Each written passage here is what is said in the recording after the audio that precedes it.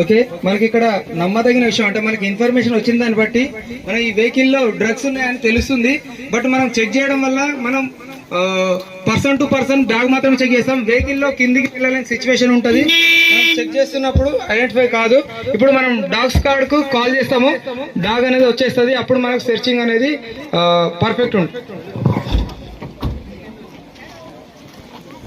Okay, dog ఇది narcotic dog అంటారు.